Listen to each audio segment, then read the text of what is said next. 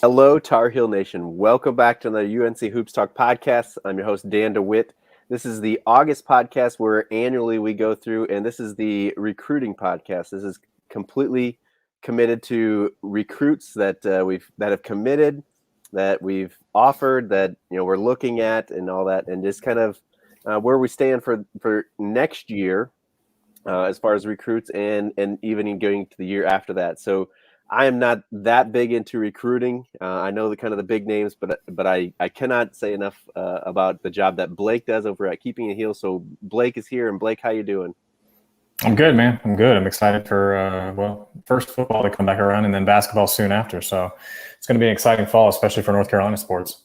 Yeah, it's looking promising as we go forward. As long as we can keep these variants of the coronavirus, we should be looking good as far as the Tar Heel season's going in. So. Football coming up first. We don't cover that here. I know you guys got plenty of coverage over at Keeping It Heel, and we'll refer all the viewers over there for that coverage. We're gonna stick to basketball here and act like we know what we're talking about, and we're gonna get into it. Usually on this podcast, we start with the guys coming in, the freshmen coming in this year. We've had so many transfers we've talked about.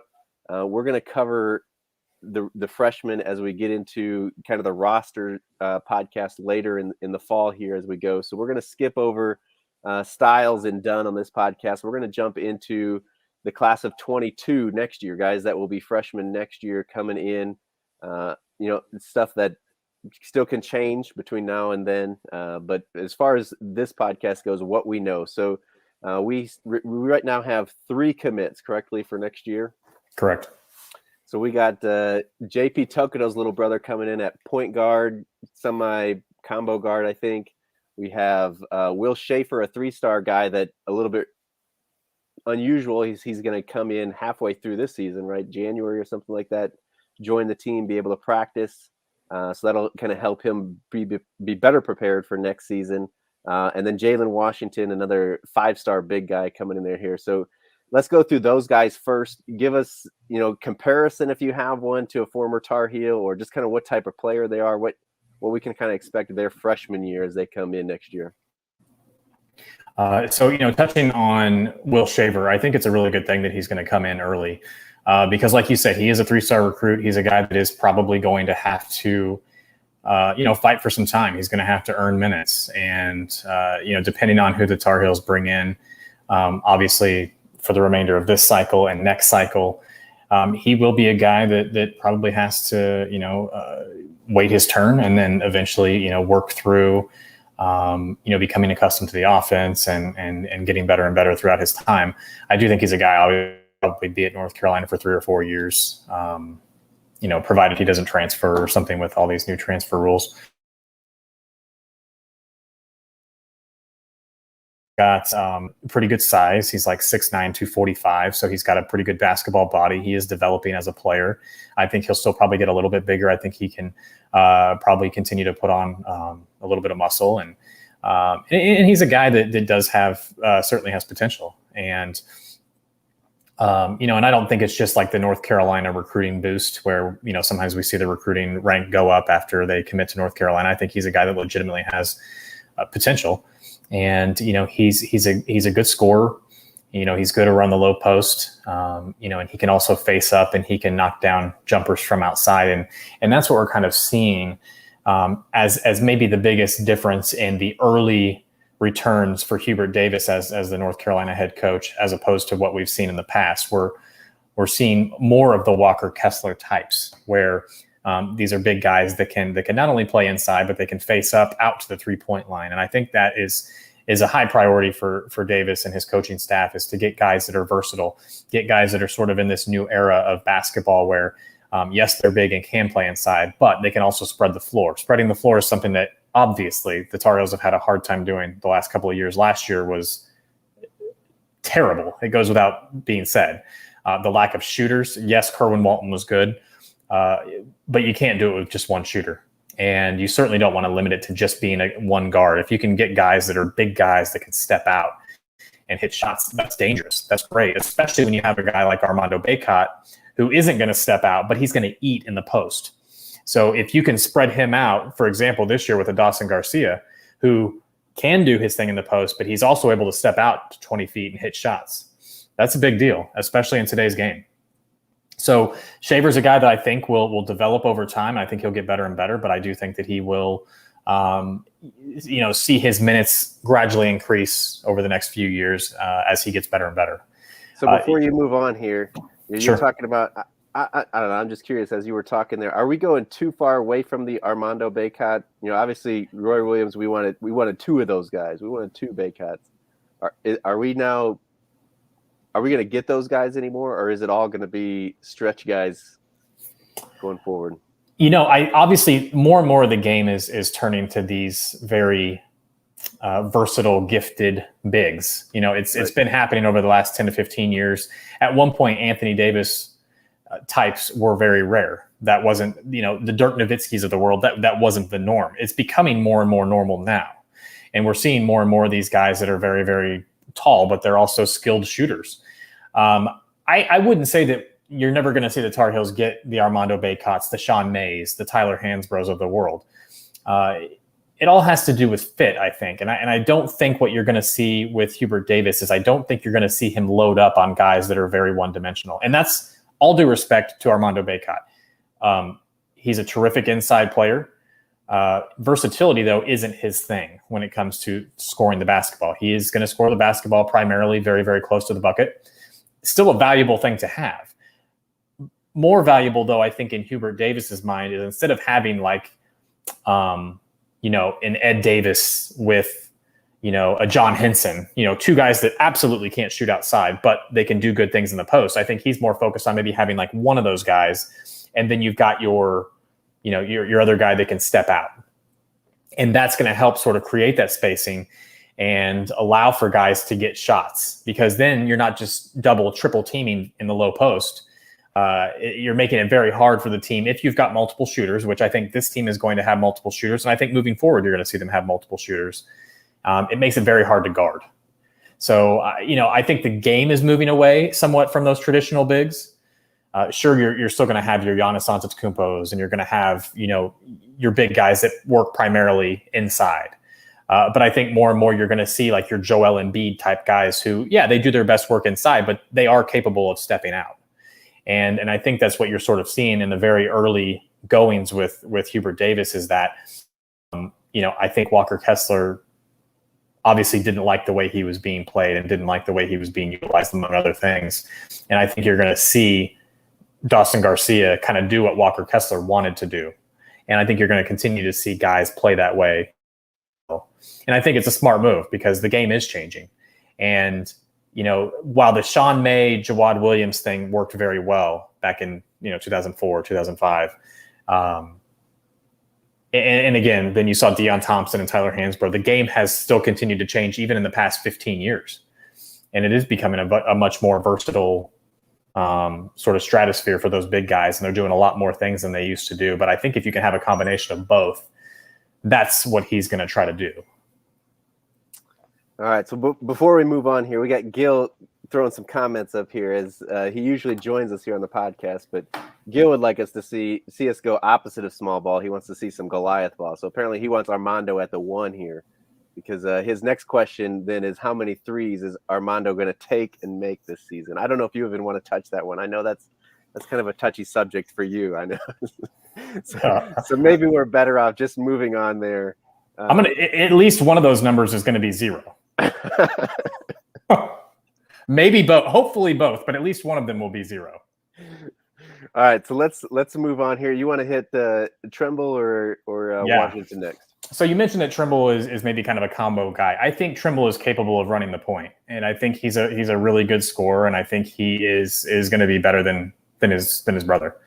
I think he's going to be more versatile than his brother, and he's got solid size. He's like 6'3" and 185, 190 pounds, and he's a guy that is a good shooter. He's a good slasher. He's a good ball handler. He can distribute the ball.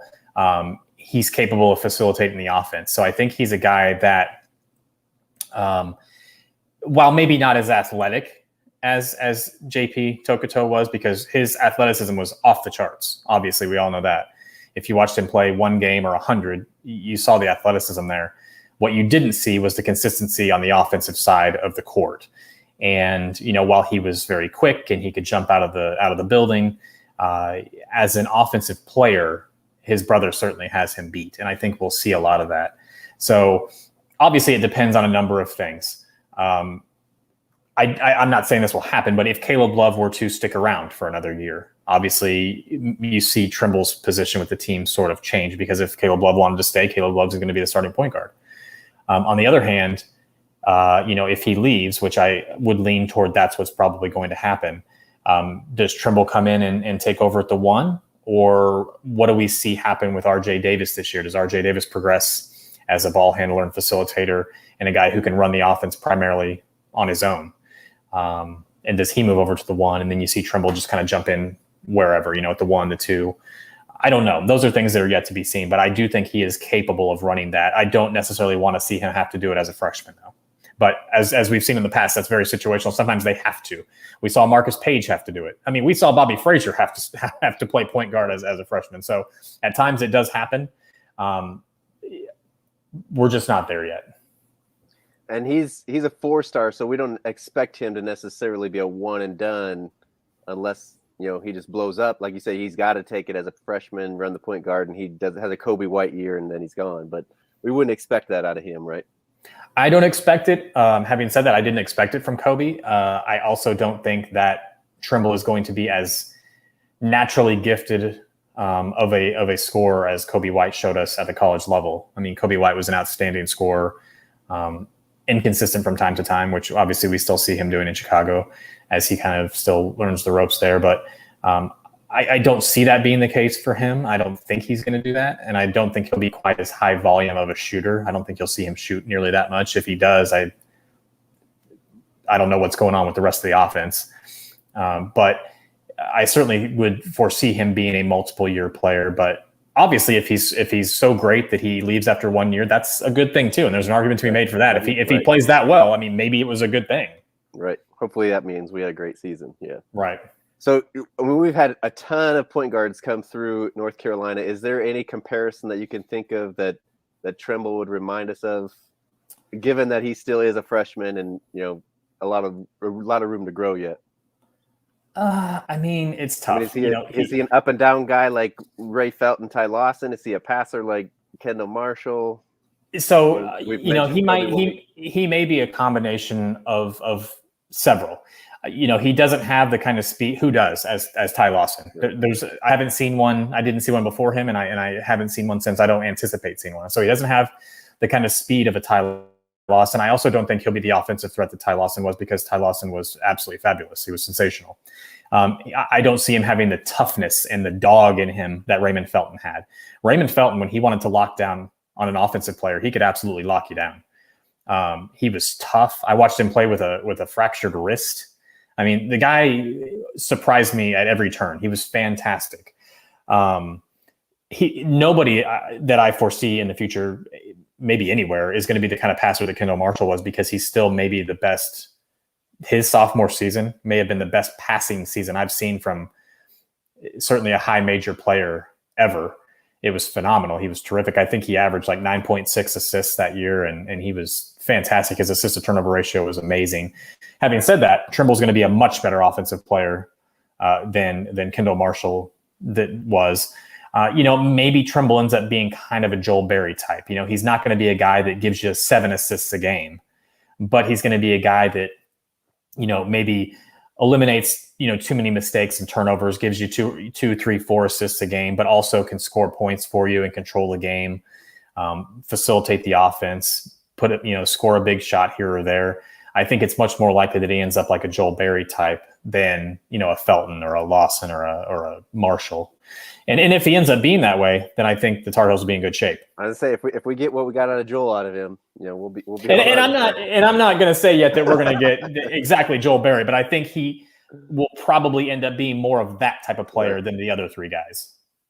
All right, so let's move on to the last commit. Now, again, we still got plenty of offers out there. These are guys that are committed to us, that unless something crazy happens, they'll be in Tar Heel uniforms next season. And that's Jalen Washington, 6'9", big guy, right? Tell us about him. Yeah, he's okay. So he's a lot thinner. I mean, he's like 6'9" and 210, 215 soaking wet probably. But very, very gifted, a very skilled player. He's very athletic especially for his size. And he's incredibly versatile. And I think he'll be a terrific player. Now, he's a guy that I wouldn't put next month's mortgage on him sticking around for more than a year. He could easily be gone in a year. And having said that, he could stick around for a couple of years, but I certainly wouldn't bet on it. I wouldn't get too comfortable seeing him on a college court. But he's another guy that he can play down low, or he can face up and hit shots, far out in the mid range, maybe even knock down some threes from time to time. He's a really good rebounder. And he can play solid defense too. He can be very disruptive defensively, with his length and his size. So he could certainly use a few. It would definitely help him at the college level, because guys are obviously going to be bigger. They're going to be stronger and more athletic than the guys he's playing against now. But I think regardless of what he does, even the player that he is right now, he'll be a difference maker in college. All right, so those are the guys committed next year. Again, like we said, unless something crazy happens, we'll see those guys in Tar Heel Nation or in Tar Heel uniforms. Let's move now. Let's first, I guess, list off what offers we got out there. I don't know if you just want to say name and position, and then we'll go through that, and then we'll kind of go through kind of the likelihood that we see them in a Tar Heel uniform. So, like we kind of talked about, before we went live, the Tar Heels had a number of offers out there, a month ago, where that's kind of come down because players have either eliminated the Tar Heels, they've committed elsewhere, or what have you. But still a handful of offers out there. One of them is Derek Lively, very highly touted center out of Pennsylvania. I don't anticipate him committing to North Carolina. One, because when Jalen Washington committed, I think it greatly reduced the chances of Derek Lively coming to North Carolina. One, because Lively is expecting to start wherever he goes. And not that he wouldn't. I think he could absolutely start. I don't think Jalen Washington would stop that from happening. But I do know that with the players that are currently on board for the Tar Heels, with the players coming in, I do think that there would be a competition of minutes and playing time, especially if a guy like Dawson Garcia happens to stay around for a junior season, because he will start. As long as he's in a Tar Heel uniform, he's going to start. And that includes over Derek Lively or over Jalen Washington or anybody else. I think it's far more likely, and he could end up in a lot of places. I think it's far more likely that a guy like Derek Lively ends up at Kentucky or somewhere like that. So at one point, I think the Tar Heels were fairly high on his list, and they looked like they were trending pretty well for him. But I don't see him ending up in Chapel Hill next year at all. And then you've got some forwards. You've got like Mark Mitchell, out of Kansas. Tyler Nickel is a 4-star out of Virginia, and then you've got like Cam Whitmore, who kind of came around a little bit later on in the process. Mitchell, I don't think there's any chance of that happening. I just don't see it. I think it's far more likely that he ends up elsewhere. And it kind of follows a trend, because, the Tar Heels have had a difficult time reeling in. I've talked about it a million times, getting a 5-star wing since Nasir Little. And, that was back in the fall of 2017. They haven't signed a 5-star small forward since. And they've had a very difficult time getting that player. Now, I'm not saying that that's dictating Mark Mitchell coming in, but I just think the trend is going to continue, at least for the time being. Nickel and Whitmore are interesting, because I really think the Tar Heels have a chance with both of them. Potentially, actually, getting commitments from both of them. But I really like where they're at with Tyler Nickel. I really like where they're at with Whitmore. And there's still time left in both of those recruitments, but I think that they've got a decent shot at either or both of those players. And I think, they're both 4-star guys. They're both very, very hot prospects. Cam Whitmore is one of the hottest players in the country. He's had a terrific summer. Scoring the basketball, doing everything on the court. He's been fantastic. And I think you'll see his stock continue to rise. He may end up a 5-star prospect at some point here in the near future. And Nickel's another guy. Nickel is a really solid guy. He can step out and hit shots. A good offensive player, a guy that would really go well, I think, with the guys that are currently committed, to North Carolina. So certain guys that I think that people should keep an eye on, and they definitely have a chance with. And then you've also got Jaden Bradley. He's a really good. He's a 5-star point guard out of IMG Academy.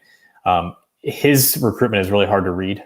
I think he's got as good a shot as going to North Carolina as anywhere. But I think he could also end up at Kentucky or any number of other places. He's a really good point guard that has had a ton of interest from schools. I wouldn't expect him to come to North Carolina at this point. He just doesn't feel like a North Carolina commit right now. But the caveat is that we're in a new era at this point. It was sort of very easy to predict recruiting when Roy Williams was the coach, because we had a huge, sample of that, recruiting and how it worked out with him and the type of guys that he brought on board. And it was usually, you had a fair idea of what's going to happen with Hubert Davis. We're still in the very early stages of this. And I think that he's had a very big impact on the recruiting, because he does have that NBA acumen, and he was a player for a long time in the league, and he's a guy that's still got his name in the record books at North Carolina. And I think that those things have been speaking very loudly for him. And I think he's also got a really strong coaching staff, and we're kind of just starting to sort of learn what the recruiting is going to be like with him, and even him bringing in the transfers that he brought in. I think it's been phenomenal. So some of these are going to be very hard to read, and it's going to take a little while to kind of get used to, the flow of this. And also, other things have changed, like the name, image, likeness. That has greatly changed, recruiting and what players are going to do. And is also the G League route and going overtime elite and playing over. These things have changed so much just over the past few years. And guys that you may have seen do a one and done at one point may go to overtime elite and get paid $500,000, or they may go to the G League and just start preparing for the NBA right off the bat. You saw what, like LaMelo Ball did, going and playing internationally and then coming back and boom, he's a star. So it's crazy watching, sort of how the landscape of college basketball changes and how things are moving. So a lot of these things are going to be difficult to predict, but I certainly think that to this point, Hubert Davis has shown that he can absolutely handle the recruiting side of coaching. And he's been on a hot streak. So, and then I mentioned, like Isaac Trout is a really solid guy from Nebraska, and he's a 4-star forward. He's another guy, like I said, I don't know where he's going to end up. He doesn't right now feel like a guy that's going to end up at North Carolina, but he would certainly be a great addition. He's an athletic guy. He's a good offensive player, and he can shoot threes and do sort of all the things that these guys that Hubert Davis has been recruiting can do. But I definitely like the chances of a guy like Tyler Nickel or maybe a Cam Whitmore ending up in a Carolina uniform more so than the other guys. So how many scholarships do we have left for the 22 class? Barring, again, we don't know who's leaving. I don't know. Do we even have any right now, or is it all depending on if Baycott leaves or Garcia leaves or Caleb Love leaving? I don't even know where we're standing. Do you know where we stand on scholarships? Right. Okay. So right now we know 13. Brady Manick. Right. So you got Black and Manick are both going to be gone. So with those two gone, so that's like 2, 4, 6, 8, 10, 12. You've got like a dozen scholarships before 2022. So those guys leave, and then you've got 10. I believe that would put them at 10. So then you're sitting at 13 with the 3 new guys coming in.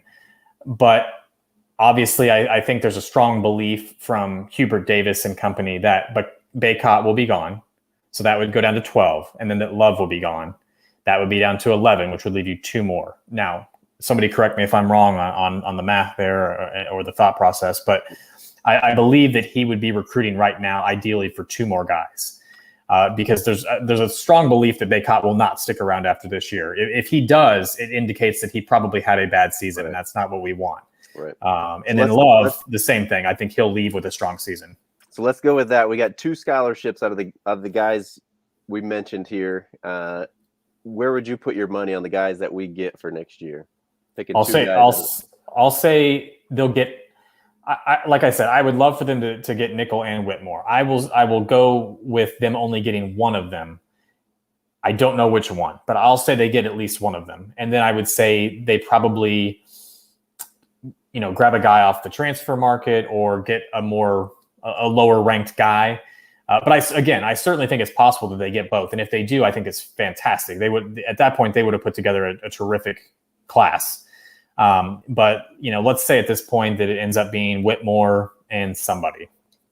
And I think that would be a terrific class, because then again, you're getting, you're not getting the elite wing that you're hoping for every year, but you are getting a very solid guy that will likely stick around for more than 1 year. Right. And yeah, like we said, we don't know, you mentioned the transfer portal, another thing that's completely changed recruiting in the last year, 2 years at most. Name, image, likeness, Garcia, he blows up, has a good year. He could be gone. He's already making some money. Maybe he feels like he makes enough and he comes back another year. We don't know that stuff. So yeah, we won't hold you to that stuff, but good stuff for the class of 22 there. Obviously looking promising with the guys we got committed already and the guys we're after. So let's jump now to the following year. If it's not hard enough predicting next year, let's just go 2 years out. Class of 23 here. We don't have anybody committed. So kind of, and this can be as brief as you want, but the guys we're kind of looking at, and maybe a little bit more time on guys that are a little bit warmer or feel like, since you've used that, feel like North Carolina commits at this time. So obviously the guy that has gotten a lot of press as it relates to the Tar Heels is Robert Dillingham, and deservedly so. I mean, he's fantastic. He's, like a consensus top 10 prospect. He's one of the top point guards in the class. He's phenomenally talented, and he's also apparently got a lot of interest in North Carolina. And, there's been a lot of buzz around the Tar Heels and Dillingham for quite some time. To my knowledge, it hasn't really changed or shifted from that, but it doesn't feel like a lot has been said or changed recently. So whether that's good or bad, I don't know. I can't say. But his recruitment has been fairly quiet lately. What I can say, though, is that he does appear to be very high on the Tar Heels. The Tar Heels appear to be very high on his list. And with him, they would absolutely have a fantastic guy to run the offense, to both score and pass and kind of do everything. And he would be a guy that would be the feather in the cap of Hubert Davis in that class. So that's definitely a guy I would keep an eye on. And then there's other guys too. That it's very early. JJ Taylor is a guy out of Chicago. A 5-star wing. He's I would love to see Hubert break the streak with JJ Taylor. He's a great player. And then you got another guy in Gigi Jackson, who is a 4-star guy, but he's certainly on the rise, and he's a power forward and really solid player. But again, very early, hard to say. He seems to have some interest in North Carolina, and the relationship and the feelings seem to be mutual there. But again, very, very early. And then, more recently, they extended an offer to Matas Buzelis, who is from Brewster Academy. And, he's another guy that's, he's a 4-star guy. He's talented enough. He would be a good get. And then Mackenzie Mbako is from New Jersey, and, he's another 5-star wing that if they could get their hands on, he would be fabulous. But, most of these guys that we're talking about, Dillingham maybe not quite as long, I'm not sure. But these guys have a very long time to go in their recruitment before I anticipate a commitment coming, or even a list of finalists. Yeah, again, we keep talking about the changes, but now juniors can take official visits along with seniors. And I don't know if you mentioned Robert Dillingham is out of North Carolina, so hopefully that gives us a little feather there. Now, again, we just talked about Tremble, and we'll focus on Dillingham here, the point guard. But does that push Tremble over the shooting guard? Do you think? Again, we don't know what our roster looks like. We're way out, 2 years out. But does that push him to a shooting guard? Does that make him the backup? What is that? How does that affect, I guess, the roster for next year? Guys coming back for 23 if we get Dillingham in that class. Okay, so obviously a couple different hypotheticals. One, we have to still consider, does Caleb Love come back or does he go? if Caleb Love comes back, no matter what, he'll be the starter next year. Now, I don't think he has any bearings on Dillingham because I don't see any possibility that Caleb Love is back for a senior season, which is what he would have to do for there to be a Love Dillingham, roster. Overlap. Yep. So I don't think that has so much to do with Dillingham. However, I think it does have to do with, obviously, a lot of things at play here. One, I mentioned earlier, what does RJ Davis look like with another season under his belt? Does he spend pretty much all of this year as a shooting guard, and where does that put him next year as a point guard? I don't think that helps him too much. I don't know that you can play him another year as a shooting guard primarily, and then expect him as a junior to hop over to the point guard role. I don't know that he's as interchangeable as maybe a Marcus Page was. Marcus Page could certainly run the point, but he was better suited to play off the ball because he was a fantastic shooter. But he could run either position essentially equally, well. But it was very nice once Joel Berry was around, so that Joel Berry could hop over to the point and let Marcus shoot and be off the ball. So there's a lot of things going on. So does Seth Trimble end up getting the starting role as a freshman? I don't know. How well does he do? If he does incredibly well and then Dillingham does come in, what do you do with the both of them? I don't know. Or what if Seth Trimble ends up getting the starting job? Does Dillingham reconsider his position, in terms of where he's going to go? So there's so many things at play. There's a lot of what ifs and a lot of different scenarios that could play out. I don't know. I would love to think that you could get Dillingham and then have the two coexist incredibly well, and that Trimble could just move over to the shooting guard position. But then again, at that point, what do you do with RJ Davis? What is Kerwin Walton doing? I don't see Kerwin Walton losing his starting role at this point. So then Trimble's probably coming off the bench, most likely. There's just so many different variables in what could happen. But what I would rather have is an embarrassment of wealth and talent on the team than lacking, like we've seen in a couple of recent seasons, right, where either we're just seeing no shooters out there, or we're seeing a whole bunch of really good individual pieces, but really nothing fits together that well. And that's kind of what we saw the last couple of years. Like, Cole Anthony is obviously a very talented player, but how well did he really fit with that team? I don't think very good. And Garrison Brooks 2 years ago was fantastic. He was an all conference player. And then this year it was just like, it just didn't fit in. And part of that was because the player that Garrison Brooks is, having that clogged paint where the defense is just sagging down constantly because you don't have enough shooters outside, he couldn't thrive in that. And there were just so many problems with that, So I think one of the main things that Hubert Davis is working is fit, making sure that the guys that he gets aren't just good and aren't just talented, but that they fit. And not that Roy Williams didn't do that. I mean, Roy Williams, many, many times, he got guys together that were very, very good together. The last couple of seasons, we just didn't see it. I don't think that that's necessarily his fault by any means, but the pieces just didn't seem to fit well the last couple of years. Yeah, and yeah, again, we've said it ad nauseum, but that can be the changes in recruiting too, where there was so much. We talked about Kobe White. We didn't expect him to go, but by the time Roy knew he was going, it was hard to kind of fit somebody in. And yeah, absolutely, it was too late. And ideally, so you go back and you look at that, and you get a Kobe White, and then you get a Cole Anthony.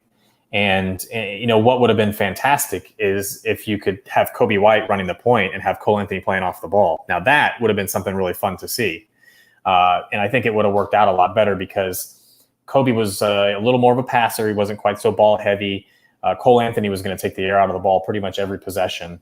And, if you could have had, number one, a guy that's as good offensively as Kobe White to play off of Cole Anthony, so you couldn't double team either one of them. You'd have to respect both of them.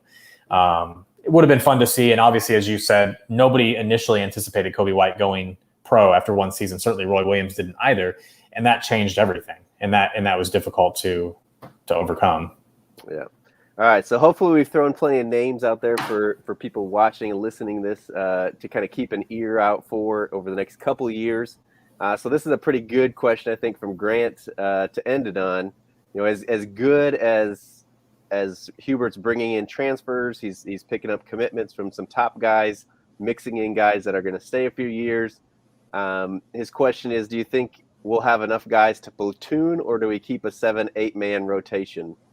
And I guess we can look at this coming season and next year, since we're talking about recruiting. Do you ever see Coach Davis doing a platoon, or we kind of, and I don't even know if we keep it at 7-8, but Roy a lot of times could easily play 9-10 guys in a rotation. Do we stick to that, or do we see a platoon coming? Looking at it right now, so like we said earlier, I think you lose Baycott. You're going to lose Brady Manick. I think there's a high probability that you lose Caleb Love. And I think there's a fair probability that you lose Dawson Garcia. Now I hope that's not the case. Not because I don't wish him the best. I hope he does whatever's the best for him. But if you're a North Carolina fan, you want to see Dawson Garcia in baby blue longer than one season. If that happens, I think it's clear to anyone that if you lose Baycott, Manick, Love, and Garcia, that you're not platooning anything. You're losing a lot of talent there. And you're not going to have like an A team and a B team, or, a white team and a blue team where you can just sub them in and sub them out. Like, a couple of those Kentucky squads that we saw where you could just bring in 5 new guys and it was, all hunky dory. I think it's far more likely that you're running. I could still see them running 8 or 9 guys. Some of those guys would be at the far end of the bench and they would just come in for spells, or if you've got a 3-point specialist or what have you. And I certainly think as the season goes on and you get closer to tournament time, and then in the tournament, I think you're going to see him shorten that bench and go with 7 guys, maybe an 8th guy. But depending on how many of those guys jump ship after this season, it's obviously going to have a lot of bearing on that question. But I think certainly you're going to lose a fair amount of talent. You're going to certainly lose some offense after this season. And, so in terms of this year, though, I think you've got a lot of good guys there. I think you've got a lot of guys that can eat up a lot of minutes. You've certainly got your guys like Baycott, you've got Manick, you've got, Garcia, you've got Love, you've got Davis, you've got Walton. And then, you've got a number of guys that on another team, they would be starters. And that's a good problem to have.